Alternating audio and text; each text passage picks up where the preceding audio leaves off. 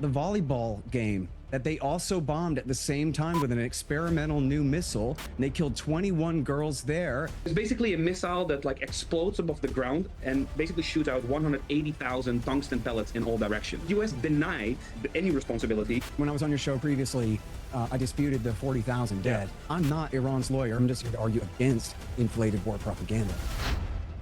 Deny, deflate and delay was the standard policy of the IDF in Gaza whenever there were claims of tragic accidents or crimes. We talked about them regularly on this show. First they denied all knowledge, next they'd flood the zone with reasons to blame somebody else, next they promised an investigation with an outcome to be published someday. Trump administration and the US military is now accused of doing exactly the same thing about the missile strike which destroyed an Iranian school, killing many children almost 3 full months ago. This week a congressional committee challenged the head of the US Central Command. The investigation is ongoing. As soon as it is complete, I'm happy to be as transparent as possible. We will not take responsibility for something we very obviously did. So it's a complex investigation. The school itself is located on an active IRGC cruise missile base. It's more complex than the average strike. I do not trust that answer. Well, Dominic Waghorn, a reporter with Sky News in the UK, who's in Tehran, responded. So are they saying that they did? Is this like a confirmation that we did strike that school specifically because he's admitting or acknowledging that it was a former military site? We have been there multiple times this week. It is categorically not on a missile base, and everyone we've asked, excuse me, says no military activity nearby. So what is the truth, and what do we know for sure? That's the question for today's panel. We will also tackle the oft-repeated claim that Iranian forces killed 40,000 civilians, one of the most frequent justifications cited for war. Joining me is Scott Horton, author of Provoked. Ryan Bodenheimer, he's a former Air Force combat pilot, also known as Max Afterburner. The Pulitzer Prize-winning investigative journalist from the New York Times, Malachy Brown, and Christian Trebed, who's from the New York Times Visual Investigations team. Well, welcome to all of you. I appreciate it very much. Let me start with you, Scott Horton. Welcome back so soon to Uncensored. I feel quite spoiled that we're getting you so soon. And thank you for your kind words about me on the Joe Rogan podcast, which I really enjoyed too. And we will do that one-on-one, by the way, that you were talking about not getting when you were talking to Joe. So we'll come to that another time. But Scott, this whole strike on this school, obviously utterly devastating in terms of loss of life, particularly young children. The Sky News report from the guy on the ground makes it crystal clear that this was not part of any IRGC compound, as the early spin wanted us to believe, which begs the question, they must know who has fired this Tomahawk missile. They don't just get fired randomly. Why is there such a concerted effort not to admit what happened? Well, I'm sure it was a targeting mistake. And yes, they should have just apologized immediately and said, well, we didn't mean for that to happen. Now, my best understanding, and you have the New York Times reporters right here whose work I'm referring to here, they seem to show that this used to be part of the same compound, but then they just built a wall and separated it. And they showed where the strikes on all the different buildings, virtually all of the different buildings in that compound, looked just the same as this one. And then it was the Washington Post that published video of a Tomahawk incoming that hit another one of the buildings just adjacent to the school there. So apparently this, I believe the Times reported this used to be part of IRGC base. It was essentially on one big piece of property, but they had built a wall separating it back years ago. But the thing of it is from the Iranian people's point of view, it seems like we should at least take into account here that regardless of whether it was a mistake or not, just how absolutely horrific this was. And in all the casualties of all the wars, the numbers, get, taken in different contexts and scenarios or whatever. But I believe it was the leftist media critic Adam Johnson who first pointed out that the casualty count here is essentially equivalent to the Oklahoma City bombing. Only if that entire federal building had been the daycare center. 167 killed, all little girls. And this is the kind of, it's one of the things that goes to show why we should not be starting aggressive wars in the first place, is because mistakes like this can happen and become an absolute stain on this country. Okay, Malachy Brown, welcome to Uncensored. What do we know for a fact about this, do you think? What we know for a fact is that, yes, multiple buildings in that area were targeted, and yes, the school building is adjacent to the IRGC facility. According to experts that I've since spoken to since our early reports, it's not uncommon for these IRGC bases, much like American bases, to have schools for the children of the serving members of the IRGC. This particular school was opened up to the public a few years ago, cordoned off from the site, public entrances opened. Other parts of the site also repurposed for public use as a medical clinic and a cultural center there as well. And witnesses, or not witnesses, but sources that we've spoken to say that, yeah, there weren't weapons stored there, that it was more of a logistics hub than a base that was used to store cruise missiles. Why would you store explosives right beside the school that your kids are going to? We know it was hit in that early salvo on the first day of the war, the start of the working week when school was in session. Teachers had called parents to collect their kids once the war started, but by the time that most parents got there, the school building had been hit. Devastating consequences. There was a second wave of attacks a couple of hours later on that same area and facility. There have been some reports, we haven't been able to confirm them, that the school was hit twice, including the Sky News report with an eyewitness who has survived the attack. But that's what we know so far. And then on the casualties, the original casualties were put at 175. The Iranian state has since revised that down to about 156. And Christian here, my colleague, and others have been able to corroborate that number. Right, well, let's bring Christian in here. Welcome to you to Uncensored. Obviously, there's a lot of investigation that's been going on into this. And I guess, look, in terms of who fired it, there's one of three potential options, I guess. The Americans, the Israelis, or was it some rogue missile that Iran had acquired, which they misfired, which seems the least likely of the three scenarios. But do we know for a fact that it was a US Tomahawk missile? Yes, we do. I mean, Maliki, and I think others on the panel already referenced it as well. But like, indeed, you're mentioning the three actors here. But the fact that we actually have footage of a projectile coming in at that same compound makes it unmistakable that this is a U.S. attack, because what we're seeing in that video is a U.S. Tomahawk missile. And Trump went as far as to saying like Iran may have Tomahawk missiles, but there's evidence to back that up. So I don't think it's really worth going into that claim right now. I think by now he has also said like he's willing to live with the with the fact if it happens to be the U.S. Right, that's what he said in response to questions of the media about this. Coming back to the casualties, we were able to establish 156. At least 156 people have died, 120 of them being students at the school, 73 boys, 47 girls, teaching staff as well. I think also 7 parents that we were able to identify that already got into the school, as Maliki was referring to, school driver, and so on. So absolutely devastating attack. But what also very interesting is that it's only one of several attacks that opening day of the war where the US actually hit civilian sites. But it's very reminiscent to me about the debate that was going on in Gaza, where the constant refrain from the IDF, for example, was when a number of civilians had been killed, was always they were targeting a Hamas compound, a Hamas school or hospital or whatever it was, where Hamas were based, using it as a base. They were using civilians as some kind of shield and so on. Are we in the same kind of realm here, where the argument may be, and they say they're going to conclude the investigation soon, it's ridiculous, it's taken 80 days. But if they come back and simply say, look, we were targeting the base and this missile strayed into the neighboring school here, it was a genuine mistake. Is that a plausible scenario here? Is that what we're really looking at, do you think? I think that what we're looking at is outdated targeting is the most likely scenario. We can't preempt what the investigation is going to finally show. By the way, it's 3 months on, and in any previous incident, they've come out much sooner than that and admitted liability. So what it looks like, and according to sources that we've spoken to and written about, it looks like it was outdated targeting information that was used and dusted off. And we don't know if that's because of the speed at which targets were being chosen and prepared, or what, because there was, this was in the midst of, a flurry of targets on targeting military sites and government officials in the opening hours. But Piers, you would think that with weeks or months to prepare for this, that due diligence would have been done to ensure that this school, which had a website, an active website, which was clearly separated from the base, is not dissimilar to schools at other IRGC bases along the coast, would have been flagged and had proper work been done, put on perhaps a no-strike list, which is an obligation of militaries to maintain. So there's no evidence that this compound or indeed the school was used for military purposes, was storing weapons or anything like that. It just looks like it was lazy targeting with devastating consequences. So outdated. I think definitely was outdated intel. I don't understand why we can't just admit that. Again, I don't believe the United States intentionally wanted to go and wipe out a school of girls in the war. I don't think it was intentional.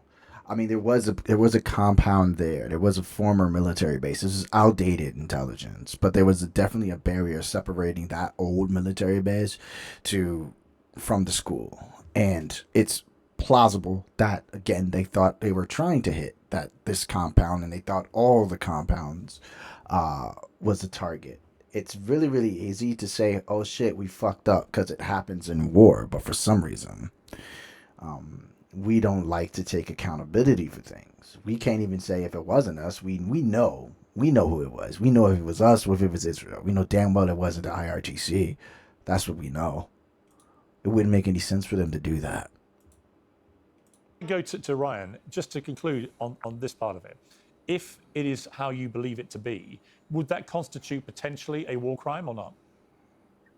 It's the obligation of militaries to mitigate civilian harm. If there are repeated reckless patterns, then under international humanitarian law, it could be constituted a war crime. As Chris said, these aren't the only civilians or children that were killed in the opening hours of that war by the US using weapons that we can identify as only US weapons. But it depends on whether this is a repeated pattern of recklessness. Okay, let me bring in Ryan Bodenheimer. Welcome back to Uncensored, Brian. You're a former Air Force combat pilot, so you're a perfect person to ask here. When you were engaged in operations, or you spoke to others who were, put yourself into the pilot cockpit here of whichever plane fired this missile. How confident would you be before unloading and firing a missile on an area like this that the targeting was precise enough to avoid what we've seen happen here? Yeah, great question, Piers. I'm glad we're having this discussion. And hello to you and hello to the panel. This is really important that we talk about this. Well, for myself, in an F-15E cockpit, I've been in situations in combat where we've been asked to drop weapons, and we're the tip of the spear. We can see what's going on. And there's a case that I can recall where we were asked to strike insurgents in Afghanistan, and they would surround themselves with children. So that was the tactic that they would use. They would bring children around them. And so in that exact scenario, we were cleared hot to strike, and I delayed. I didn't strike with the kids around them, but that's a tactic that we saw throughout the entire campaign in Iraq and Afghanistan. And we see it in Iran as well, where even when there was the potential for the power plants and bridges to be struck, and Iran called for women and children to go to these locations, essentially doing the same terrorist playbook that we saw in Afghanistan to try to protect their infrastructure with children. So this is a playbook that you see out of terrorists, dual use, surrounding themselves with children because they know that we'll hold fire, which is exactly what I did in that situation. And so putting myself in the shoes of that Tomahawk missile operator launching from a submarine, they're not going to purposefully strike something that has kids in it. And you, as the operator, you have that determination, that final determination. If you know that there's children or civilians in it, you have the obligation to not strike, which is why this to me is definitely not a purposeful strike. I think the discussion on the panel of this being some sort of targeting error, the Defense Intelligence Agency maybe not having the latest up-to-date information, which is not okay. That's something that we need to fix and update. When you have a Tomahawk fired from a sub... So I'm confused. You have experts on this panel. Is this confirmed? Hold on. Let me see. Is this even confirmed? Let me switch sources and see if I can. Well, that's not it. Give me a second. We're gonna look this up right quick, guys. Give me one split second.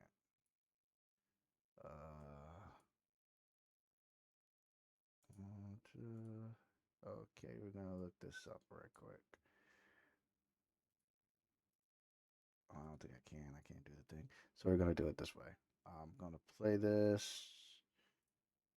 And we're gonna take a look and see if this is actually.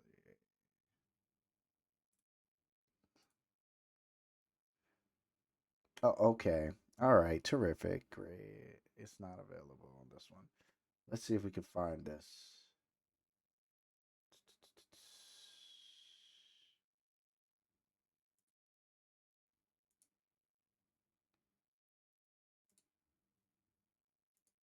That's crazy.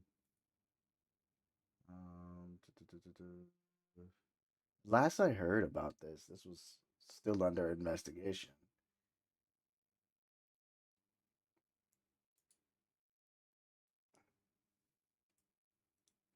Iran demands bipartisan investigation into the deadly bombing of Iranian elementary school. Christine Gillibrand, a member of the U.S. Senate Armed Services Committee, it's called on bipartisan February to the deadly strike. Blah blah blah. 168, now we know it's 156, apparently. Most of them children, according to the New York Times. America has sophisticated military technology. It is absolutely unacceptable that one of our missiles hit a school, killing dozens of children, said Senator Gillibrand. I will continue to demand answers about this attack until the American people get the transparency they deserve and until processes are implemented to avoid such tragedies in the future. So what it looks like here, but this is from April though. This is not recent. I can't find anything from recent. I don't even know if you guys can see my screen. I don't have anything. Let's see. Still under investigation. Oh, it's wrapping up. Okay. Preliminary findings suggest a tomahawk. This is just the AI overview. Aha. So, fragment includes actuator motors and circuit boards manufactured by the U.S. defense contractors. Recovered at the scene. So far, no good.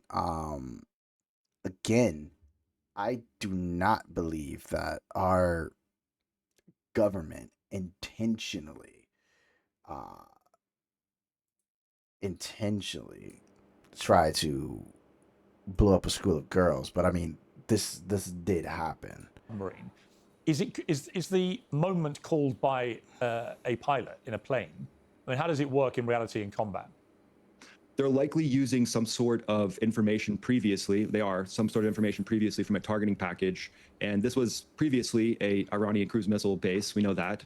But it was years ago that they say that they separated the school from the actual military operation. But we know the IRGC rotates. They rotate in and out of different locations. They have underground facilities. So there's other things that they could do to have swapped this back and forth a couple times. But I agree with the panel that we have to have the latest breaking information in a conflict. And in the fog of war, terrible things can happen. So I don't think anybody's justifying this. I mean, this is a true tragedy that those kids died. But if you look at what Iran's doing, they're using it as a propaganda win. I mean, where's the discussion of the thousands of people that were killed over the last few months? They don't want to talk about that. They want to say, hey, look at this, which again is a tragic incident. We can't overlook it. But they are fighting a propaganda war where the only situation in that school strike is that the U.S. loses. Well, right? There's no propaganda win there. Yeah, it's interesting you bring up the obviously the killing of all the protesters in general, because last time Scott was on recently, he was extremely skeptical about these claims that up to 40,000 protesters were killed. And I will come back to Scott in a second. Maybe just ask you, Maliki, about that. From the New York Times investigative perspective, do we know how many people, or even a vague idea of how many of those protesters were killed in January? I think it's really challenging. Let me just preface it with that, because there was a communications blackout. A lot of protests were happening at night. Really, we were relying on video evidence that was being collated and managed to get out through Starlinks onto social platforms and aggregating and collecting that. So to answer your question, we can't truly know yet. It's likely and feasible that it's in the thousands of people, according to what we've seen and we've been able to collate, and also what has been collected by three Iranian human rights groups who have a record of getting numbers like this fairly accurate. Two of them put it in around 3,000 to 3,500 people, one at about 6,500 people. And it's worth saying that, the Iranian authorities themselves admit that about 3,100 people were killed, and they usually lowball those numbers. But what we could see in the footage is, extensive use of live fire being used on protesters. We documented it in 19 cities in Iran and 6 suburbs of Tehran. And we saw people being shot in the head, legs, bodies, torsos being carried away. It was widespread. And we also have reported, my colleague Farnaz Fazahai reported along with us, that the order came from the top to quash the protests, and the order was given to security forces to use lethal force. And Christian, again, before I come to Scott on this, you work in the New York Times visual investigations team. There's so much misinformation, AI fakes and so on, swirling around now about almost everything. How hard is it for you to do your job and actually get to the truth? Because I had a very interesting chat with Scott a couple of weeks ago about this, and and from what Maliki's just said, there's no clear evidence that tens of thousands were killed. I don't know whether they were or not. Scott's very much of the view that it's at the lower end of the of the toll, and that if it was at that kind of level, we know about it. But would we know about it? Is there a way to verify it, or not? I mean, that's a great question, Piers. And I think, even, just to start, like even when we say the lower end, if we take, let's say, what the Iranian authorities said, which is over 3,000, that's still a lot of people, for anti-government protests. So even that, I think, is a lot. But it has been really hard. Like, just to give you an example, like we would see these scattered videos coming out, but it could be like a video that maybe a doctor filmed in a hospital, and you see maybe a couple of body bags laying around. And it takes some time. We can use high-resolution satellite imagery to verify, like, oh, this is a recent video filmed in this hospital in Tehran. We can count the body bags, but it tells us very little what this, who are the people inside the body bags? How did they die? And I think that's why, just to add to what Maliki is saying, like it's very AI hard has for us ruined to verify everything. these numbers. And I think, even if you're referencing AI and AI generated videos, even in countries like the United States or the United Kingdom, where we can go on the ground, we can knock on people's doors, but there's still a lot of mis and disinformation out there. And when you have a very restrictive authoritarian regime like in Iran, or the Iranian authorities, I mean, and there's almost no information coming out. It's just very, very hard. At the same time, even these, if we deem them to be low, I think 3,000 is still a lot, and those numbers are probably way higher. Yeah. So Scott, let me come back to you. What's one of the more notable aspects of this war now in 3 months in?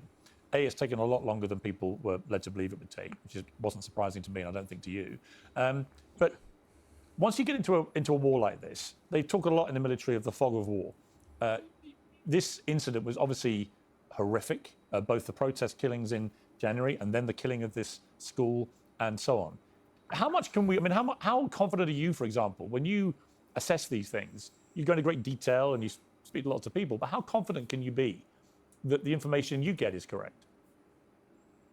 Well, it depends. I mean, I try to read the Post, the Times, and the Journal every day with a severe amount of skepticism, but that is who the government talks to. So they're indispensable. I mean, the New York Times will give themselves Pulitzer Prizes over completely fake reporting about George Papadopoulos and 100,000 other things they've gotten wrong over the years. But at the same time, if the DIA or, one of these reports on this story has it that someone at the Pentagon or maybe the National Security Council told them that, yeah, the DIA gave us outdated information, well, then you can take that as essentially sounds like a confession against interests of reality, right? It's not a leak where they're like trying to sabotage Trump with that. They're saying, okay, yes, this was us, but don't put my name on it because I don't want that. But that sounds to me like a credible explanation that, and we might find out that no, the Israelis gave them this bad data or whatever, but I have no reason to believe that. No, I'm gonna call it. I think that Israel gave them bad intel. We depend on Israel for almost everything Middle East, so I wouldn't be surprised if the intel came from the IDF. It was outdated intel. Again, I don't believe that the intention was to murder these children. I believe the intention was to take out what they believe to be a military compound or an active military compound. Outdated information. It is what it is. Unfortunately, this is the fog of war. I think that America should just be upfront, be straight up about it. This is the biggest problem I have with the administration. Own it. You can own everything else. You can say, hey, man, we're just going to go to war. Gas prices are going to be like $1,000 per gallon, but, it is what it is. It's temporary. I mean, the president of the United States can go out and say, man, fuck you. I don't give a fuck about education. I want to put more money into our fucking defense, our Department of War, so we can continue to fight these senseless fucking wars and have these senseless fucking conflicts. I mean, like, that's something that I think they do. They stand on everything else, but for some reason, when it comes to this, they can't stand on their 10 toes and say, guys, we fucked up by using outdated intelligence, and because we fucked up, innocent children died. Yet we allowed everybody to believe, oh, this must have been a dud by the IRGC. We allowed even myself originally thought that if it wasn't the U.S., it was Israel. I don't know. A lot more transparency is needed in this fucking, for this fucking administration. I don't think we're ever going to get it. That hasn't been demonstrated by anyone that there was any reason to think that this was deliberate. Again, in that the New York Times, I'm sorry, which of these gentlemen did the video there, where they show the bird's eye view of the place after virtually every one of the buildings has been hit, and they all have exactly similar damage. They were all hit with the exact same type of munitions, clearly within a short period of time there. So I don't think there's really any question that they did it. Is it morally justified? Is it morally justified, Scott? in any way? No. Well, let me ask you a specific question about that.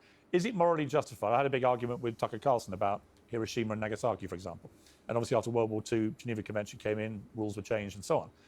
But is it morally justified to target an organization you believe to be a terror group, like the Israelis and Americans view the IRGC for their propping up of all these terror groups through the Middle East? If you're targeting them, but you make a mistake, is the targeting the actual attack morally justified in any way to you? It's a good question. Well, look, I mean, this is a completely unconstitutional, illegal, aggressive war. We had no right to start against a country that we're in the middle of negotiations with on behalf of a third nation and based on a lie. This is a completely treacherous Pearl Harbor style attack, sneak attack, which was the day of infamy when somebody did it to us. And then we did it to them and killed their FDR and killed schools full of kids at the same time, too. And I want to address the January protest, too, but at least I want to ask this question of the New York Times reporters to save for a minute, if they can tell us about what's the story about the volleyball game that they also bombed at the same time with an experimental new missile, and they killed 21 girls there, you know, relatively nearby. Was that just a targeting mistake, too? The DIA just gave them a bad map? I can see, Christian, you're nodding there, so you know about this. What would you say? Yeah, actually, we've done a very, very deep dive on this. So thank you so much for bringing this up, because I already I think that was the other school they were talking about, the CENTCOM. That's the one when you're talking to Republicans about this whole thing, they'll deny and say, no, we never hit a school. We never hit a school. They forget to reference there's I believe there was 2 areas. I think the volleyball also consisted of school, 21 people dead. I think that there are 2 different strikes to 2 different schools, or at least 2 different areas close to a school. It was the Iranian girls and 156 dead children. And then there was the other strike on another school that killed 21 people. Both investigations, preliminary investigations, said the United States is culpable for these. We are the ones who did it. Both times we've denied it. This is based off CENTCOM. It's like when you're arguing online on these apps with Republicans, you know, just remember that they don't do any facts. They go based off what the administration tells them. A simple Google research, a simple, hey man, what are the New York Times and the Washington Post and the Guardian or the Journal? What are they saying? Are they all saying the same thing? What is CNN and Fox saying? We should go find sources that are more not as biased, like Ground News, Cheap Pop, you know, but like Ground News. We should go to these type of sites to actually figure out, because this is when I stopped believing that we had nothing to do with those strikes. When misinformation or when information got mixed up, when they thought that we were hitting they replaced the 156 schoolgirls with the 21 people who were unalived. The MAGA base, the Republicans, have no idea that happened. They only know about one school. A lot of the people don't even know. When you get into these discussions with MAGA or with their voters or whoever you want to call them, they don't know about the second school. They don't know about the other 21. They don't know that it was that the school was located at an outdated former military compound by the IRGC.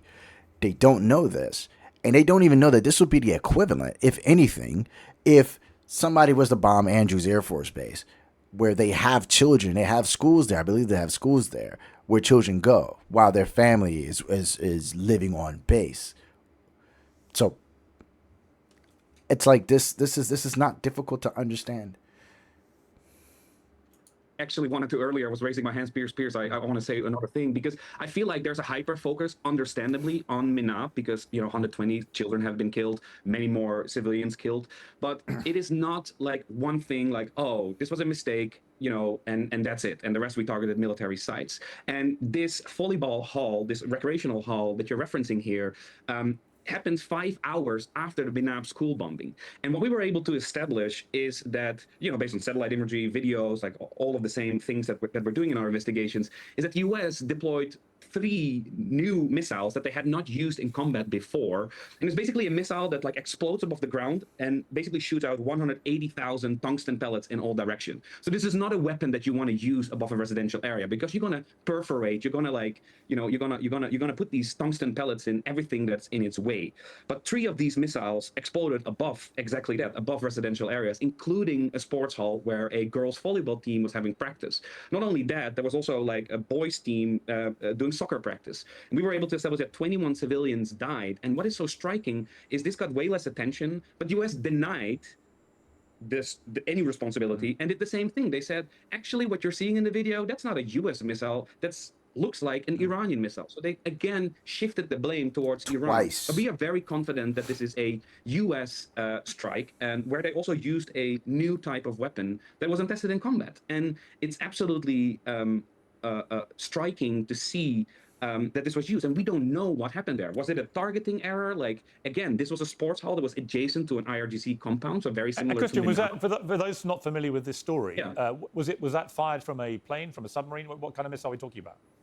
So this is called the Precision Strike Missile, or PRISM for short, and actually it's a land-launched missile. Right. So we believe, like we did a trajectory analysis, and we believe it's probably from the direction of Kuwait or Iraq, where we know these vehicles that can launch 2 of these missiles per vehicle, basically per pod, were indeed stationed in Kuwait and Iraq at the opening day of the war. So they're launched most likely from Kuwait or Iraq, possibly also Bahrain or UAE. Okay, and Ryan, again, coming back to someone who's had combat experience, but this whole fog of war thing, how serious is it taken to be absolutely precise when you're targeting these things?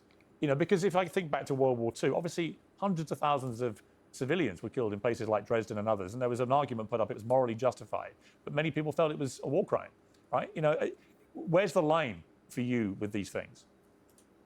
For me, it's a very hard line. And I think if you ask any military fighter pilot or anyone operating these deadly weapons, you got to be able to sleep at night. That's the first thing. So prior to deployment, I remember having conversations with some of my most trusted friends that the number one thing was don't kill civilians and don't kill friendlies. That's the number one thing, because all these military members that are out there are put in this impossible position of going out and targeting with the best information they have and then using their moral judgment. And I think we're in a much different time than we are in World War II. But the military still has to make crucial last-second decisions, and the fog of war can happen. But I think the underlying tone of every military member I know and that I went into combat with was you don't pull that trigger until you know for certain that you're minimizing collateral damage and hopefully avoiding it completely. Now, when it comes to the law behind these types of things, these targets become legitimate if there's active firing coming at you from them. So if you're right above the target, they're shooting at you. There's reasons why certain civilian centers can become actual targets. Now, I don't see that as the case here, but when it comes to the legality of it, it's something that we go through time and time again. I mean, I flew with a packet on my knee in the F-15 that told me the different situations where I could and couldn't drop. And at the very top of the list was avoid collateral damage at all cost. Another thing to hit on as well, Piers, is the fact that we know Iran has targeted civilians in the Persian Gulf over 1,000 times. So I think it's good we're having this conversation. The U.S. military should strive for 0 civilians dying when we're going after this radical regime. That should be the focus. But I think we have to also look and see that Iran's using this as a propaganda play and a win while they're shifting. They're like, hey, look over there, look over here. While we're gonna launch drones at 1,000 different times at civilian neighborhoods in the Persian Gulf. We want you guys to look at these incidents, which again is good, and I'm glad we're having the conversation. But let's not pull any punches for the IRGC and what they're doing. No, I mean, I think the argument is always that we should operate at a higher moral, ethical plane than the enemy if we view them as a bunch of terrorists. Here, can I address January here? The Sure. massacres in January? That was brought up. So, as you mentioned, when I was on your show previously, I disputed the 40,000 dead claim. Now, I'm not Iran's lawyer, as I tried to make clear there.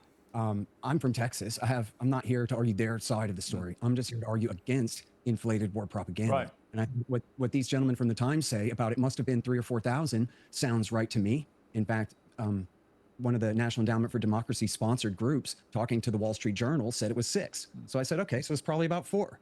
And that's a lot of people. That includes horrible massacres. But as we know, and as Donald Trump has admitted, that those were also against fighters who were burning mosques and killing policemen. And it was an armed insurrection in part, which I think was piggybacking on top of the protests. And then did the state also kill innocent protesters there too? Apparently. I mean, if we're at 4,000, if we accept for argument's sake here 4,000, that's a lot of other people that got caught up, not just the armed insurrectionists, but there was an armed insurrection going on at that time. And my point was not that. I just want to point out this one right quick as we go back to this. Just want to show this one. This one's talking about the missile. So this is the missile that apparently this is the one. Oh, I can guide it. It's crazy. This is the one that hit the school. This is the one that hit the sports hall. This is the one that killed 21 people. It's a camera angle, the view, strike location, so they kind of caught it at the side. Right. Now, what the U.S. is contending is that this is, if we're going back up here, that this is, I'm going to butcher that name, that it was this missile. this is what hit. That's cool. But the problem is, that missile wouldn't do this damage. So what the conclusion is that this was a new weapon that was tested by the U.S. military, that explodes and then drops pellets. Yeah, pellets punch pock marks on the streets. So yeah, this is they're saying that, and this is SETCOM. And again, I don't trust SETCOM. As far as I can throw it, I don't believe their validity. Twice they tried to push those strikes onto Iran, and it's just not working out in their favor. That this is just fucking. It's crazy. This is where you can see the strike from this camera angle. So yeah, this was not the missile that was used. As a matter of fact, I wish they had a better. Here's an actual Lockheed Martin angle. Yeah, so what the missile does is it explodes, and then it spreads. You can see the, hold on. Once it explodes, you see like the actual push. Those are where the pellets come from. Here is a missile. And the problem is, I think these struck on the same day that they hit the school, the school with the girls. Like, just own up to the shit. It's not that fucking difficult. Is this it? Yeah, close up view. That, oh, see, Iran is this much less morally guilty or whatever. But I'm just saying the reason the numbers are inflated by 10 times is because, one, they're trying to jerk your chain and get you to believe their lies so that you'll get emotional and support an aggressive war that we should have never started. Yeah. But two, underlines, again, this crucial bit of propaganda, which Donald Trump apparently believed himself, and based on this lie, that, see, no one in Iran supports the regime. They are such kooks and such criminals. They only cling to power through the barrel of a gun with no popular support whatsoever. Why, see, they had to kill 40,000 people to get the other, I don't know, presumably hundreds and hundreds of thousands of people to give up and go home. Otherwise, they surely would have lost power in January. But that's just not true. There are, not including me, but there are substantial numbers of people, millions, tens of millions in Iran who do support their regime. And just as I predicted and can prove it going back 20 years, if we attack them, we'll drive more people to support their regime than before, just like Americans rallied around George W. Bush after the greatest failure of any president in American history. This is the last pause that I'm going to allow it to go. But I just want to point out something. Like, this is the missile here that we're saying that hit the schools. These are the missiles right here. So this is the one. This is the PRSM. This is the precision strike missile. This is the one that the U.S. had fired. That's what's being said was the U.S. fired. Now we're comparing what this looks like. Let me see if I can get a better view of the picture. Now it's a land missile, by the way. Look at the silhouette. Look at how this looks, right? You're looking at it from this and from this angle. This is one of their newest missiles, right? Now, if I go back to the evidence and we look at the actual missile from, let's see, this strike, you can see that that's a smooth. You can clearly see that that's what this is. They're trying to compare that, which is this missile here. You can see how smooth it is. This is actually a good shot at it. How smooth this is. Comparing it to what this is. Now, again, this is not in defense of like Iran, but like I think we seriously just need to start holding each other accountable. This is what our military, SETCOM, or what our government, our administration is trying to play. This is what hit that school. This is what's been hitting these schools. This right here. This is a cruise missile. They said like hit that sports hall. This is what SETCOM saying. It looks absolutely nothing like this. It looks nothing like this. This looks nothing like this. And then you can get it from a different angle. As you can see it, this is what it's coming from promotional video. Impact, boom. I think that was a test. This was in Iran. Yeah, so you can definitely see there's like an impact here. And then there's a push, right? Boom. And there's a push.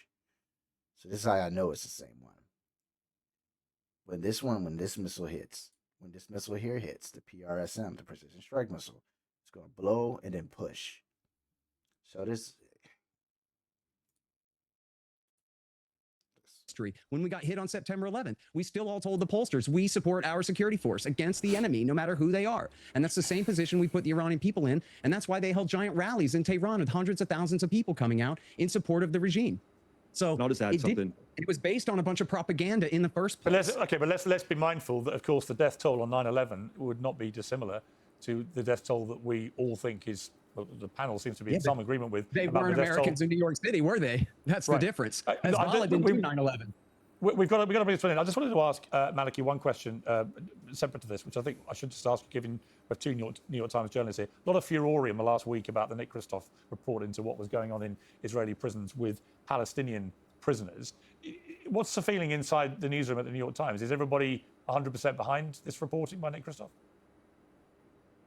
I'm not across the debate really around that. I'll just say that Nick is a proven reporter over decades of reporting from conflict zones and on the question of sexual violence in conflict as well.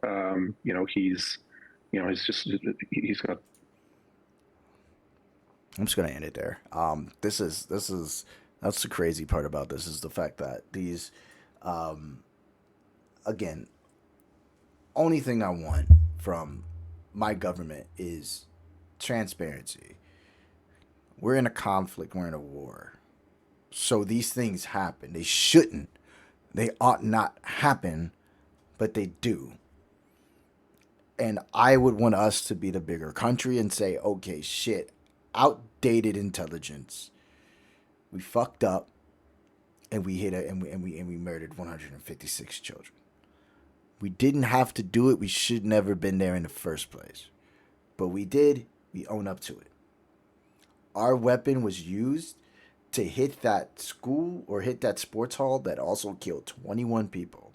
My beef with these two incidents is not necessarily the fact that, well, no, actually, let me rephrase that. My beef with these two incidents is that people have died in both instances, and the United States basically are the ones who committed both of these instances. And we didn't have to be there in the first place. This was not our war to fight. And because we're there, people are dead.